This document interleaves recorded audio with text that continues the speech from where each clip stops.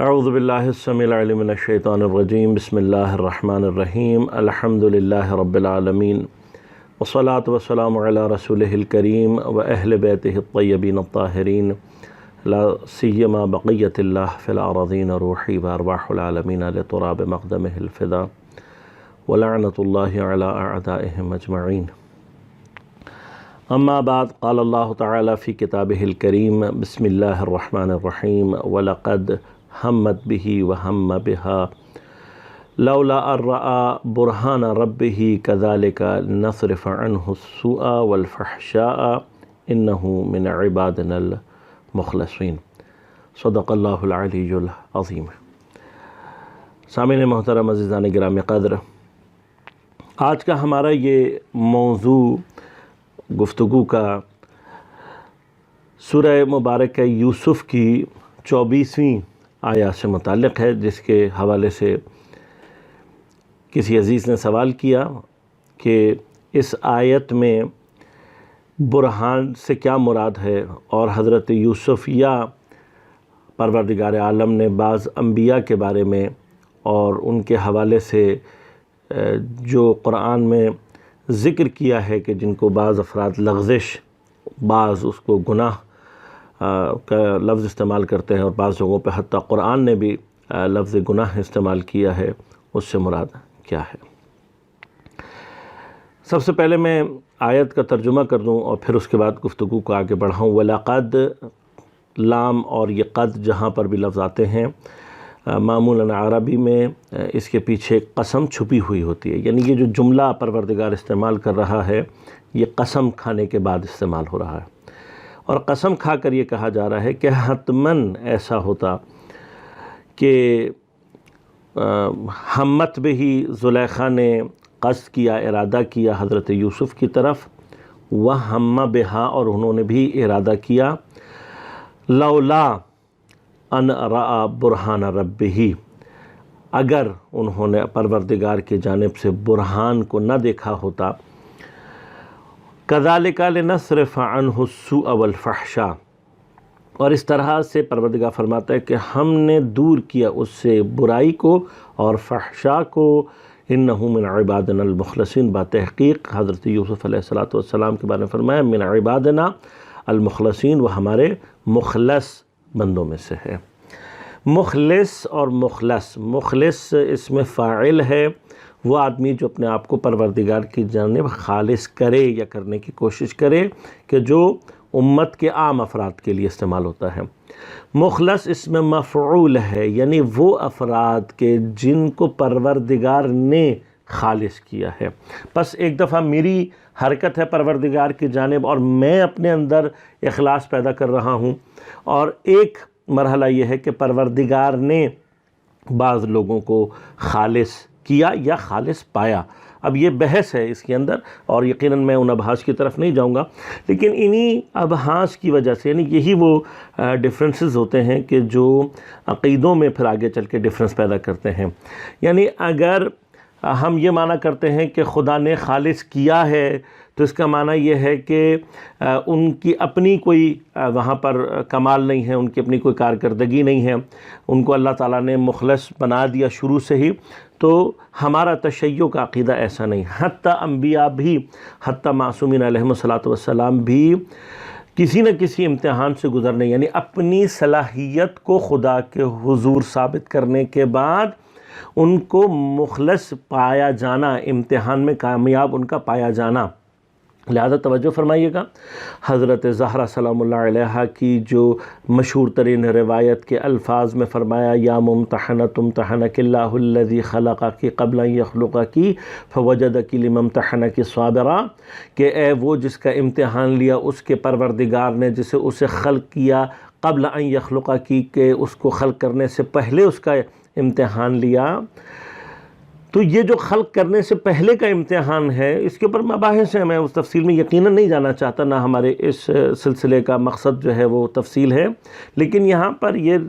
زیارت کے الفاظ یہ سمجھا رہے ہیں، اور قرآن کے بھی مختلف مقامات اور روایات بھی اس بات پر نازل ہیں کہ پروردگار اپنے علم کے مرحلے میں بھی لوگوں کا امتحان لے سکتا ہے، اور جب وہ وہاں پر ان کے اندر استطاعت کو پاتا ہے یا خلقت کے اولین مراحل کے اندر، یعنی خلق ہونے سے پہلے کے مرحلے میں کہیں آزمانے کے بعد، یعنی یہ جو صلاحیت انبیاء کے اندر ہے، یہ استعداد جو ان کے اندر موجود ہے، اس کو انہوں نے کہیں ثابت کیا ہے،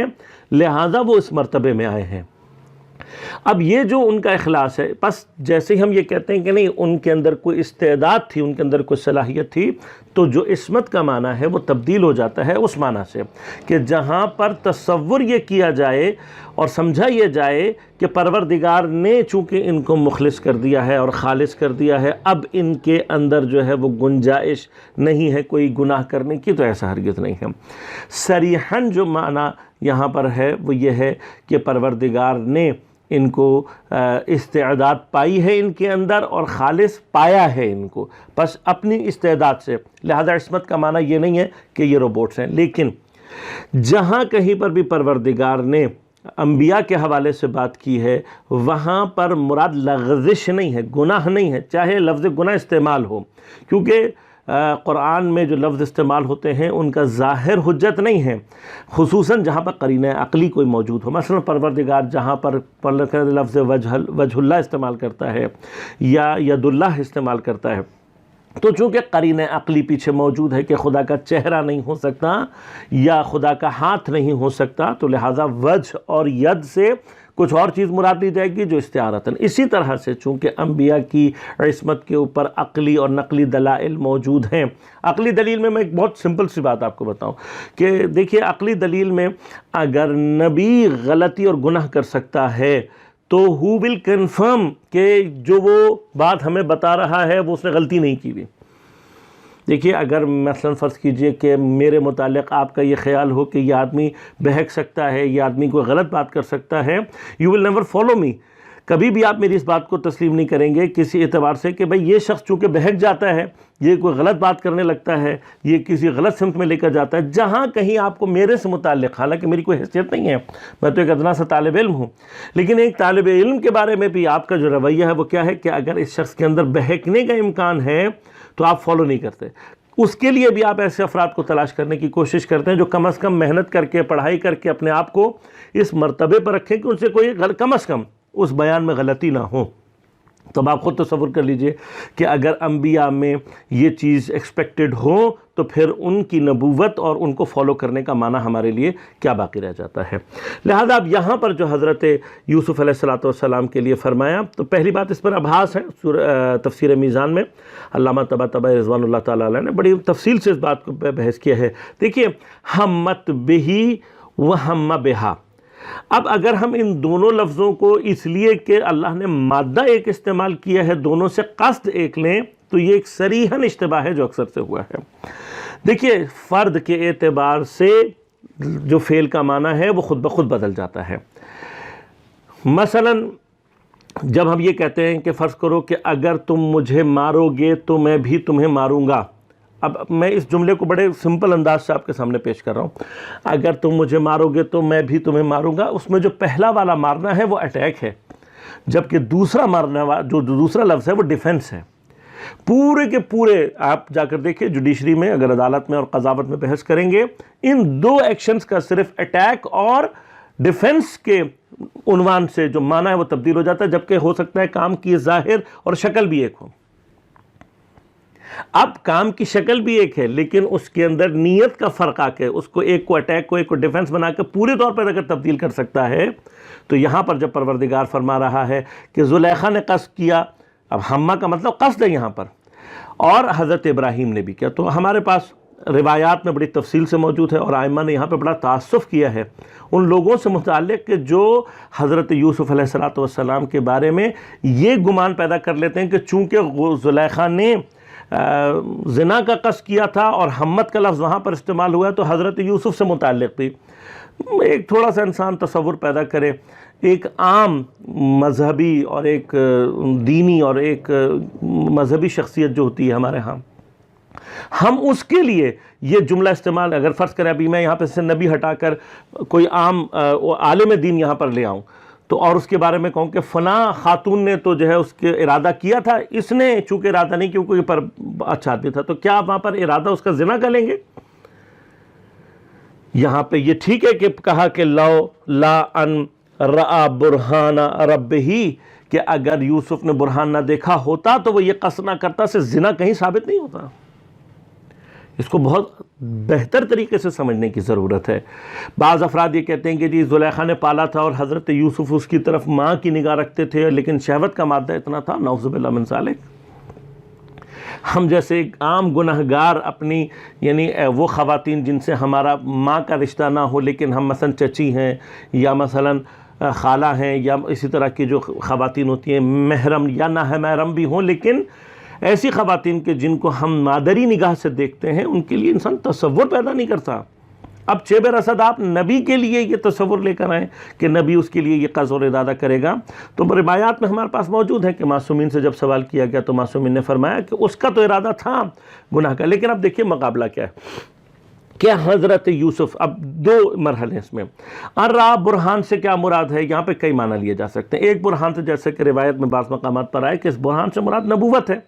اور حکمت ہے کہ جو اللہ تعالیٰ اپنے انبیاء کو عطا کرتا ہے۔ لازمات انبیاء نے یہ جو وحی کا ایکسپیرینس ہے، یہ اپنے اندر ایک بہت بڑی برہان کی کیفیت ہے، یعنی کسی کے اوپر وحی آنا اور یہ پروردگار سے ارتباط پیدا کرنا، یہ کتنی اسٹرانگ قسم کی دلیل ہوتی ہے کہ یہی دلیل نبی کو ہلنے نہیں دیتی بعض چیزوں میں۔ مثلا فرض کریں، دیکھیں اس کو سمجھنے کی کوشش کیجیے گا کہ ہم جس وقت کسی جگہ پر جاتے ہیں اور ہمیں پتا ہو کہ یہاں پہ کیمرہ لگا ہوا، صرف کیمرے کے وجود کو دیکھ کر اور اس بات پر کہ یہ کیمرہ میری طرف دیکھ رہا ہے، ہمارا پورا بیہیویئر تبدیل ہو جاتا ہے۔ ہم وہی کے مقابلے میں کبھی بھی ہم وہ منزل پیدا نہیں، حالانکہ ہم نے پہنچنا اسی جگہ پر ہے کہ ہم کیمرے کی آنکھ سے زیادہ طاقتور خدا کی آنکھ کو تسلیم کرتے ہوئے یہ سمجھیں کہ خدا مجھے ہر وقت دیکھ رہا ہے، اور جیسے ہم یہ مرتبہ حاصل کر لیں گے ہمارا بیہیویئر آٹومیٹکلی چینج ہو جائے گا۔ اب آپ یہ سوچئے کہ مثلا جیسے فرض کریں کہ ہڈن کیمرہ ہے، مجھے جب تک ہڈن کیمرہ کے بارے میں علم نہیں ہوگا یا میرے گمان میں نہیں ہوگا، میرا بیہیویئر ڈیفرنٹ ہے بالکل، لیکن وہ شخص جس نے وہ کیمرہ لگایا ہے اور جس کو معلوم اور یقین ہے کہ یہاں پر کیمرہ لگا ہوا، اس کا بیہیویئر آٹومیٹکلی ڈیفرنٹ ہو جائے گا۔ تو نبی کا بیہیویئر آٹومیٹکلی ڈیفرنٹ ہو جاتا ہے، کیونکہ وہ وہی جو کہ اب آپ اس کو مطلب میں نے تشبیہ دی ہے ہڈن کیمرہ سے، وہ وہی کے اس کنیکشن کے بارے میں اس کو یقین ہوتا ہے، وہ کنیکٹڈ ہوتا ہے۔ اب جو خدا سے کنیکٹڈ ہے اس کا یقین، اس کا مرحلہ وہ اتنا قوی ہوتا ہے کہ اس کو لفظ برہان سے یاد کیا گیا۔ ایک بعض روایات میں مختلف انداز سے بیان کیا گیا کہ جس وقت مثلا زلیخا نے عمل انجام دینے کے لیے اقدام کیا تو اس کو خیال آیا کہ وہاں پر ایک بت رکھا ہوا تھا، اس نے بت کے اوپر کپڑا ڈالا اور کہا کہ میں اس کو چھپا دیتی ہوں تاکہ مجھے نہ دیکھیں۔ تو یہ مرحلہ ہوتے ہی حضرت یوسف ایک شدت کے ساتھ، یعنی وہ جو کیسے مثلا فرض کر میں نے جو ہڈن کیمرہ کی مثال دی کہ اس شدت کے ساتھ متوجہ کو کہا جب تو یہ پتھر جو کچھ نہیں دیکھتا اس سے شرم آ رہی ہے، تو میرا خدا جو سب سے اصل دیکھنے والا وہی ہے، اس کی نگاہ سے کچھ چھپ نہیں سکتا، تو اس سے شرما رہی ہے تو میں اپنے پروردگار سے نہیں شرماؤں گا۔ ایک برہان کا یہاں پر معنی یہ بھی ہے، لیکن جیسے امام جعفر صادق علیہ السلام فرماتے ہیں کہ یہاں پر برہان سے اصل معنی نبوت ہے، اور میں نے عرض کیا کہ نبوت میں وہی کا جو کنیکشن ہے، ارتباط جو ہے خدا سے، وہ خود ایک اتنی اسٹرانگ دلیل ہوتی ہے کہ نبی اس دلیل کے بعد، مثلا میں نے آپ کو عرض کرتے کہ جیسے ہمیں اگر ایک دفعہ پتہ لگ گیا کہ یہاں پر کیمرہ ہے، میرا پورا کا پورا بیہیویئر تبدیل ہو جاتا ہے۔ نبی چونکہ اس یقین اور اس برہان کو جانتا ہوتا ہے، اس کا بیہیویئر ٹوٹل ڈیفرنٹ ہے۔ اب یہاں پر حضرت یوسف نے کس چیز کا قصد کیا؟ دو جو قوی ترین احتمالات ہیں وہ یہ ہیں، ایک کہ حضرت نے زلیخا کو قتل کرنے کا قصد کیا۔ قتل سے کیوں؟ یہاں کہ بعض روایت نے یہ کہا ہے کہ چونکہ زلیخا ایک اس کو عظیم، کیونکہ شوہردار تھی، شوہردار خاتون کا زنا غیر شوہردار خاتون کے زنا سے زیادہ یعنی شدید اور زیادہ قبیح ہے، لہذا جب اس نے اس کو قصد کیا تو آپ نے اتنی یعنی شدت کے ساتھ